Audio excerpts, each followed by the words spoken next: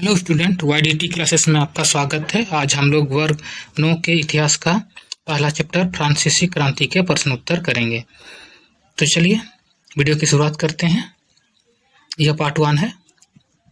पहला प्रश्न है, फ्रांस में क्रांति की शुरुआत किन परिस्थितियों में हुई? तो इसका उत्तर होगा, फ्रांस में क्रांति की शुरुआत निम्न परिस्थितियों में हुई। पहला है सामाजिक असमानता। 18वीं शताब्दी में फ्रांसीसी समाज 3 स्टेट्स में बटा था। तो क्या था कि 18वीं शताब्दी में फ्रांसीसी समाज 3 स्टेट्स में बटा हुआ था, मतलब 3 वर्गों में बटा हुआ था। प्रथम स्टेट में पादरी, द्वितीय स्टेट में कुलीन और तीसरे स्टेट में व्यापारी, वकील, किसान, कारीगर, भूमिहीन मजदूर और नौकर थे। ठीक है। तो जो प्रथम स्टेट थे उसमें पादरी आते थे जो चर्च में रहते थे, और द्वितीय स्टेट में कुलीन वर्ग मतलब जो अमीर थे। ठीक है। और तीसरे स्टेट में जो व्यापारी, वकील, किसान, कारीगर, भूमिहीन मजदूर और नौकर थे, वो सब आते थे। ठीक है। केवल तीसरे स्टेट के लोग ही कर देते थे। तो जो तीसरे स्टेट के लोग थे वही लोग ही टैक्स देते थे। कुलीन एवं पादरी वर्ग को राज्य को दिए जाने वाले कर से छूट थी। तो जो कुलीन और पादरी वर्ग थे उनको राज्य को दिए जाने वाले कर से छूट थी, यानी टैक्स से उन्हें छूट थी, जिससे तृतीय स्टेट में असंतोष की भावना व्याप्त थी। जिसके कारण क्या हुआ, जो तृतीय स्टेट के जो लोग थे उनमें असंतोष की भावना व्याप्त हो गई थी। ठीक है, वो लोग नाराज थे। दूसरा पॉइंट है मजबूत मध्यम वर्ग। 18वीं शताब्दी में मध्यम वर्ग शिक्षित और धनी हो चुका था। तो जो 18वीं शताब्दी थी उस समय जो मध्यम वर्ग थे, मध्यम वर्ग मतलब वो ज़्यादा गरीब भी नहीं थे और ज़्यादा अमीर भी नहीं थे, उन्हें हम लोग मध्यम वर्ग कहते हैं। ठीक है। तो वो लोग शिक्षित हो चुके थे और धनी हो चुके थे। उनका यह मानना था कि समाज के किसी खास तबके को जन्म के आधार पर विशेष अधिकार नहीं मिलना चाहिए। तो उनका मानना था कि जन्म से ही किसी भी समाज के लोगों को विशेष अधिकार नहीं मिलना चाहिए। जैसे पादरी वर्ग के जो लोग आते थे उनके वहाँ जो भी जन्म लेता था उन्हें वो सारे अधिकार मिल जाते थे और उन्हें कर नहीं देना पड़ता था। उसी तरह जो कुलीन वर्ग में जन्म लेते थे उन्हें भी कभी कर नहीं देना पड़ता था।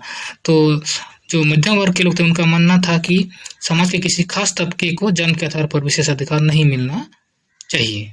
ठीक है, उनकी योग्यता के आधार पर ही उन्हें विशेष अधिकार मिलना चाहिए, यह मानना था मध्यम वर्ग के लोगों का। ठीक है। तीसरा है आर्थिक समस्या। लुई 16वां और महारानी मैरी एंतोइनेट के विलासिता जीवन, खर्चीली तौर तरीके और लंबे समय से चले रहे युद्धों के कारण आर्थिक संकट उत्पन्न होने लगा।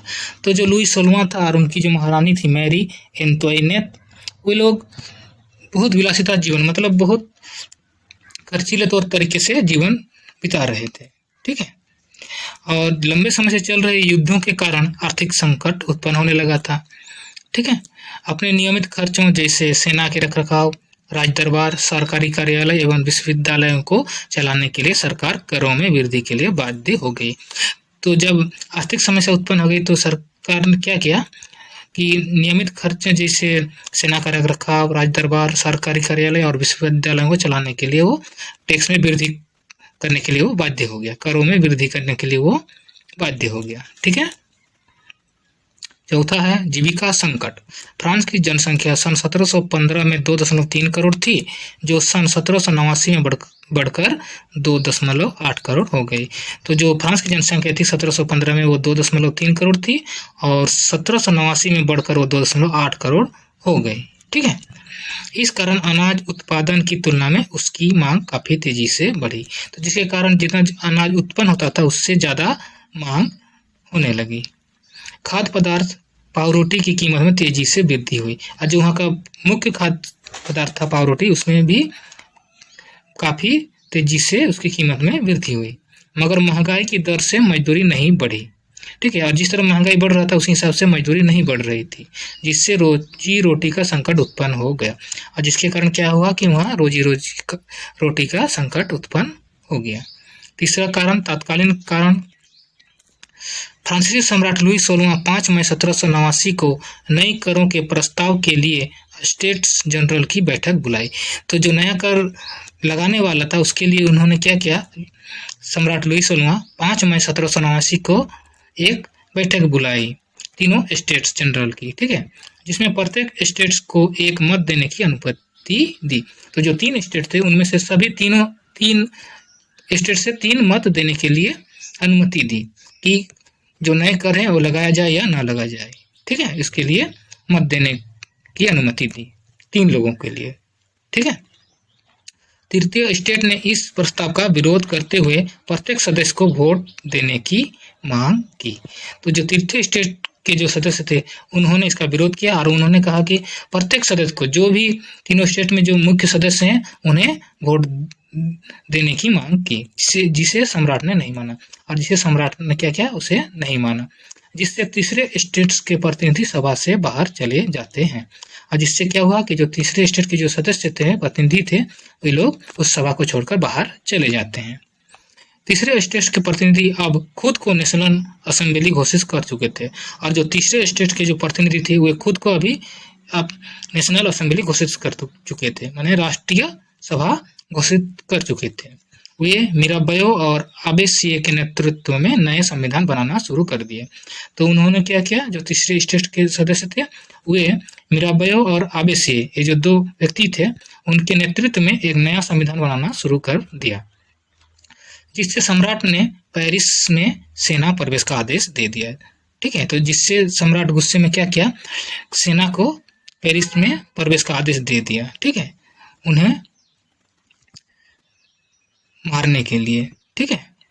तब गुस्साई भीड़ ने 14 जुलाई 1789 को बास्तिल किले पर धावा बोलकर उसे नष्ट कर दिया। तो जिससे क्या हुआ कि वहाँ की जो जनता थी वो गुस्से में हो गई और महिलाएं पुरुष मिलकर 14 जुलाई 1789 को बास्तिल किले पर धावा बोलकर उसे नष्ट कर दिया, ठीक है, और जेल के सभी कैदी को छुड़ा दिया, और वहाँ जो कैदी थे उन्हें वहाँ से छुड़ा दिए। इस प्रकार फ्रांसीसी क्रांति की शुरुआत हुई, ठीक है। दूसरा प्रश्न है, फ्रांसीसी समाज के किन तबकों को क्रांति का फायदा मिला, कौन से समूह सत्ता छोड़ने के लिए मजबूर हो गए, क्रांति के नतीजों से समाज के किन समूह को निराशा हुई होगी। तो इसका उत्तर होगा, फ्रांसीसी समाज के तृतीय स्टेट के धनी सदस्यों को फ्रांसीसी क्रांति से सर्वाधिक लाभ हुआ। तो जो फ्रांसीसी क्रांति हुआ उससे जो तृतीय स्टेट के जो धनी सदस्य थे उन्हें सबसे ज्यादा लाभ हुआ। पहले सिर्फ तृतीय स्टेट के लोग ही कर दिया करते थे, वे पादरी एवं कुलीन लोगों द्वारा अपमानित किए जाते थे। तो पहले क्या था कि तृतीय स्टेट के लोग ही कर देते थे और उन्हें पादरी और कुलीन वर्ग अपमानित करते थे, किंतु क्रांति के बाद उनके साथ समाज के उच्च वर्ग के समान व्यवहार किया जाने लगा। तो जो तृतीय स्टेट के जो धनी सदस्य थे अब उन्हें भी समाज के उच्च वर्ग के समान व्यवहार किया जाने लगा, ठीक है। पादरी एवं कुलीन वर्ग सत्ता छोड़ने के लिए मजबूर हो गए। तो इसमें पादरी वर्ग और कुलीन वर्ग जो थे वे अपने सत्ता को छोड़ने के लिए मजबूर हो गए, उनसे सभी विशेष अधिकार छीन लिए गए, उनसे जो विशेष अधिकार मिले थे वे सब छीन लिए गए, चर्चों को बंद कर दिया गया, ठीक है, चर्चों को बंद कर दिया गया और उनको कार्यालय में तब्दील कर दिया गया, और वो जो चर्च थे उन्हें कार्यालय में बदल दिया गया, ठीक है। इस क्रांति से निर्धन वर्गों और महिलाओं को निराशा हुई। तो इस क्रांति से जो निर्धन वर्ग थे और महिला थे उन्हें निराशा हुई, क्योंकि इन्हें क्रांति के बाद भी समानता का अधिकार पूर्ण रूप से नहीं मिला। तो इन्हें क्या हुआ कि क्रांति के बाद भी इन्हें समानता का अधिकार पूर्ण रूप से नहीं मिला, ठीक है। तो आज हमने वर्ग 9 के इतिहास का पहला चैप्टर फ्रांसीसी क्रांति के प्रश्न उत्तर किए, ठीक है। बाकी प्रश्नों को हम लोग अगले वीडियो में करेंगे। अगर आपको यह वीडियो अच्छा लगा तो लाइक और शेयर कीजिए, और अगर आप इस चैनल पर नए आए हैं तो इस चैनल को जल्दी से सब्सक्राइब कीजिए। मिलते हैं हम लोग अगले वीडियो पर। धन्यवाद।